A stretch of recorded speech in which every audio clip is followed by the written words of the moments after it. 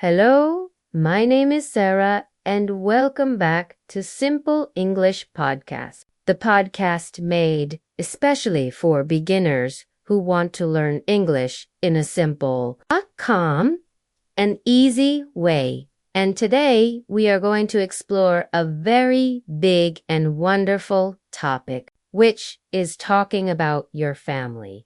Because family is usually the most important part of our lives, and it is the number one topic people talk about when they are getting to know each other. So we are going to take our time today. We are going to speak very slowly, and we are going to learn many new words, not just for the people in your family, but also how to describe them and how to talk about what you do together. So please relax, take a deep breath, and let us begin with the basics. We know that we have a mother and a father, and together they are your parents.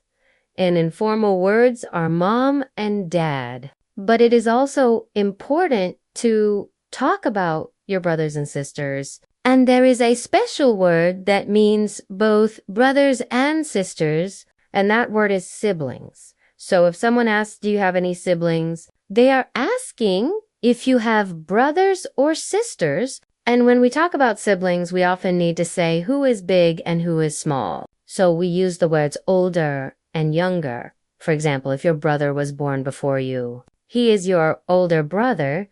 And if your sister was born after you, she is your younger sister.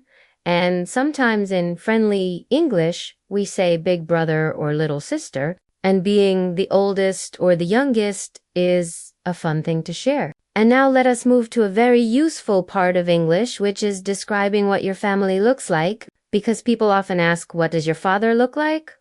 Or does your sister look like you? And to answer this, we need to know the difference between I am and I have.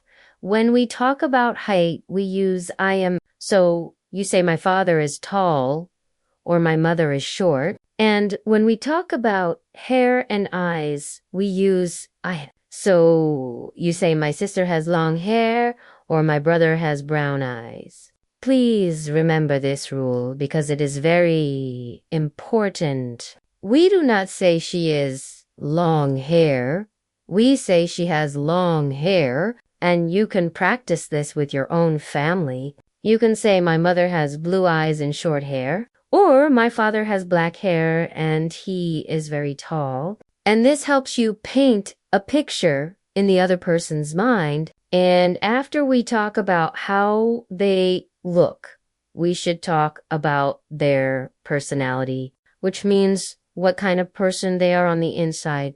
And for personality, we use the verb to be. So you can say, my grandmother is kind, which means she is nice and helpful. Or you can say, my brother is funny, which means he makes me laugh. Or you can say, my father is hardworking, which means he works very hard for the family. And other useful words are smart, shy, and friendly. So try to think about your family members.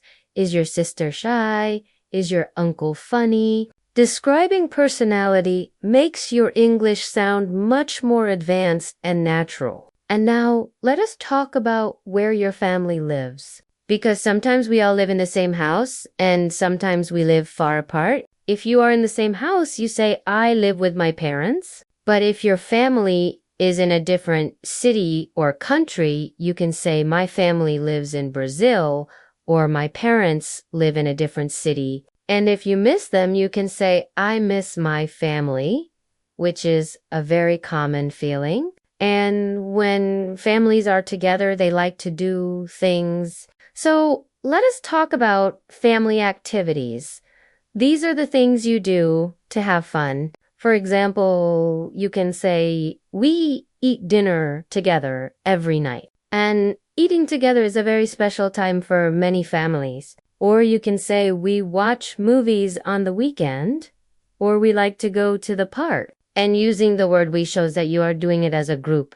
So you can practice saying we cook together, we travel together, or we play games together. And talking about traditions is also nice. For example, we celebrate birthdays with a big cake, or we visit our grandparents on Sundays. And these stories make your conversation very interesting. And do not forget the extended family. We mentioned aunts and uncles and cousins, but there are also in-laws are the family members you get when you marry. So your husband's mother is your mother, and your wife's father is your father, and your sister's husband is your brother. And this can be a little confusing, but do not worry. You only need to learn these words slowly. And finally, let us practice a full story about a family so you can hear how it all connects. Imagine I am telling you about my family. I would say I have a big family. I have 2 older brothers and 1 younger sister. My mother is short and she has kind eyes, and she is a very good cook. My father is tall and hardworking, and we live in a small house near the city. On Sundays, we all go to my grandmother's house and we eat lunch together. And my cousins come too. So it is very noisy and happy.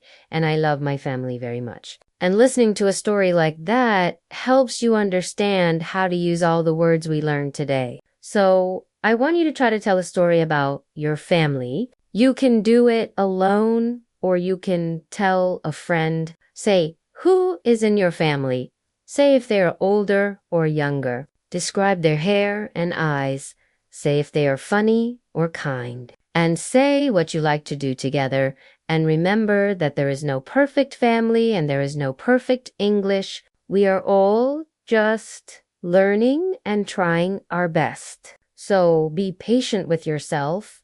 Repeat these words many times. Specifically, practice the difference between he is tall and he has brown hair, because that is a common mistake for beginners, but I know you can do it. Thank you for spending this time with me and for working on your English. You are doing a great job. Keep practicing. Keep talking about the people you love, and I will see you in the next episode. Goodbye.